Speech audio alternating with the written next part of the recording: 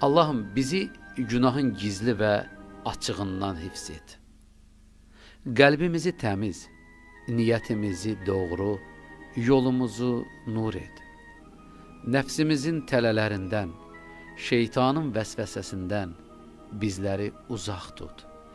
Bilmədən etdiklərimizi bağışla, bildiyimiz günahlardan isə geri döndər.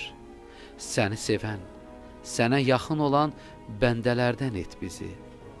Ey Rəbbimiz, mərhəmətinlə qəlblərimizi işıqlandır və bizi düz yola yönət, ruzi verdiyin kəslərin yoluna, yolunu azmışların deyil.